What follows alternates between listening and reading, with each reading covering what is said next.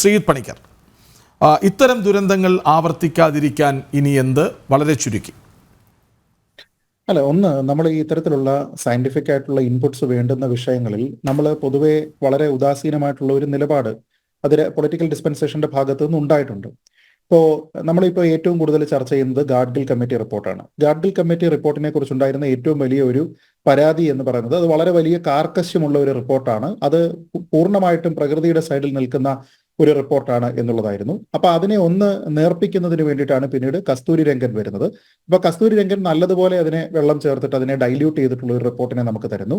ആ റിപ്പോർട്ടിലും ഉണ്ടായിരുന്ന ചില പരാമർശങ്ങൾ ആൾക്കാർക്ക് പൊതുവെ അനഭിമതമായി എന്നതുകൊണ്ട് അതിന്റെ പേരിൽ പിന്നീട് ഒരു വിവാദവും കാര്യങ്ങളും ഒക്കെ ഉണ്ടാകുമ്പോൾ അതിനെ ഫർദർ പരിഷ്കരിക്കുന്നതിന് വേണ്ടിയിട്ടാണ് മറ്റേ ഉമ്മൻ ഗവൺമെന്റ് വരുന്നത്. അപ്പൊ ഇങ്ങനെ നമ്മൾ നോക്കിക്കഴിഞ്ഞാൽ നമുക്ക് വേണ്ടുന്ന രീതിയിലത്തേക്ക് നമ്മളൊരു റിപ്പോർട്ടിനെ തന്നെ പല പല കമ്മീഷനുകൾ ഇങ്ങനെ കടന്ന് വന്നതിന് ശേഷം അതിനെ പരുവപ്പെടുത്തി എടുക്കുന്നതിന് വേണ്ടിയിട്ടുള്ള ഒരു കാര്യത്തിന് വേണ്ടിയിട്ട് ഇവിടെയുള്ള നാട്ടുകാർ ശ്രമിച്ചു, നമ്മുടെ നാട്ടിലുള്ള മതവിഭാഗങ്ങൾ ശ്രമിച്ചു, നമ്മുടെ പൊളിറ്റിക്കൽ ഡിസ്പെൻസേഷൻ ശ്രമിച്ചു, എല്ലാവരും ശ്രമിച്ചു. അപ്പൊ ഇതിനെ ഇങ്ങനെ നേർപ്പിച്ച് കൂടുതൽ പ്രകൃതി കുറച്ച് മനുഷ്യർ എന്ന ഒരു അനുപാതത്തിൽ നിന്ന് കുറച്ച് പ്രകൃതിയും കൂടുതൽ മനുഷ്യർ എന്ന രീതിയിലത്തേക്കുള്ള ഒരു അനുപാതത്തിലേക്ക് മാറുകയും നമ്മുടെ ലൈഫ് സ്റ്റൈൽ ഉൾപ്പെടെ അതിലേക്ക് മാറുകയും അവിടെ നടക്കുന്ന അനധികൃതമായിട്ടുള്ള പ്രവർത്തനങ്ങളെ കണ്ടില്ല എന്ന് സർക്കാർ നടിക്കുകയും ഒക്കെ ചെയ്തതിന്റെ ഫലമായിട്ടാണ് ഇത്തരത്തിലുള്ള ദുരിതങ്ങൾ ഉണ്ടാകുന്നത്. അപ്പൊ ആ ദുരന്തങ്ങളൊക്കെ തന്നെ മറികടക്കുന്നതിന് വേണ്ടി, അത് ഉണ്ടാകാതിരിക്കുന്നതിന് വേണ്ടി നമ്മൾ കുറേയധികം കൺട്രോൾ അടിക്കണം, കുറേയധികം കാര്യങ്ങൾ അൺഡു ചെയ്യണം.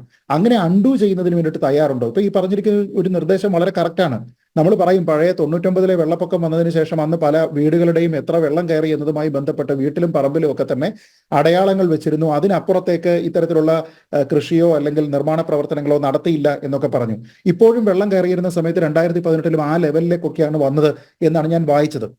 അപ്പൊ പ്രകൃതിക്ക് നാച്ചുറലി അതിൻ്റെതായിട്ടുള്ള പാതകൾ, അതിൻ്റെതായിട്ടുള്ള രീതികൾ എല്ലാം തന്നെയുണ്ട്. ഇത് മനുഷ്യനറിയില്ല. അപ്പൊ ഇപ്പൊ ചുരുങ്ങിയത് ഈ ചെയ്യാവുന്ന ഒരു കാര്യം എന്ന് പറഞ്ഞു കഴിഞ്ഞാൽ എത്ര വലുതായിട്ടാണോ അവിടെ ഈ വെള്ളം ഒഴുകിയിരിക്കുന്നത് ആ പ്രദേശങ്ങളിലേക്ക് ചുരുങ്ങിയത് നമ്മൾ പോകാതെ ഇരിക്കുക എന്നുള്ളതാണ്. പക്ഷെ അപ്പോൾ മാനുഷികമായിട്ടുള്ള കുറേയധികം പ്രശ്നങ്ങൾ ഉണ്ടാകും. അതുമായി ബന്ധപ്പെട്ട് അവിടെ ചേർന്നിട്ട് ആൾക്കാരുടെ പ്രോപ്പർട്ടി ഒക്കെ ഉണ്ടെങ്കിൽ അതിന്റെ പ്രശ്നങ്ങൾ ഉണ്ടാകും. അപ്പൊ ഇത് വേറെ ഒരു സെറ്റ് ഓഫ് ചാലഞ്ചസ് ആയിരിക്കും പിന്നീട് ആൾക്കാർക്ക് നൽകുക, ഭരണകൂടങ്ങൾക്ക് നൽകുക. ഇതിനെയൊക്കെ തന്നെ വളരെ കൃത്യമായ രീതിയിൽ വലിയ പരാതികളൊന്നുമില്ലാതെ പരിഹരിക്കാൻ കഴിയുക എന്ന് പറയുന്നത് ഒന്നാമത്തെ സ്റ്റെപ്പാണ്. രണ്ട്, ഈ നേരത്തെ പറഞ്ഞതുപോലെ കുറച്ച് പ്രകൃതിയും കൂടുതൽ മനുഷ്യനും എന്നതിനപ്പുറത്തേക്ക് ഒരു ഫൈൻ ബാലൻസ് ഇതിൽ കണ്ടെത്തുന്നതിന് വേണ്ടിയിട്ട് നമുക്ക് ശ്രമിക്കാൻ, നമുക്കതിന് എല്ലാവരുടെയും സഹകരണം വേണം. ഒരാളിന്റെ മാത്രം ഉത്തരവാദിത്തം. അത് കഴിഞ്ഞാൽ ഏതായാലും ഇനിയും മഴ പെയ്യും, തുടരെ പെയ്യും, മണ്ണ് ദുർബലമാകും, മലയിടിയും. പക്ഷേ മഴയ്ക്കോ മണ്ണിനോ മലയ്ക്കോ ഒന്നും മാറി ചിന്തിക്കാനാവില്ല, പെയ്യേണ്ടെന്ന് വെക്കാനാവില്ല, ഇടിയേണ്ടെന്ന് തീരുമാനിക്കാനാവില്ല, കുത്തി ഒഴുകേണ്ടെന്നും തീരുമാനിക്കാനാവില്ല. മാറി ചിന്തിക്കേണ്ടത് മനുഷ്യനാണ്, മനുഷ്യനെ നയിക്കുന്ന ഭരണകൂടമാണ്.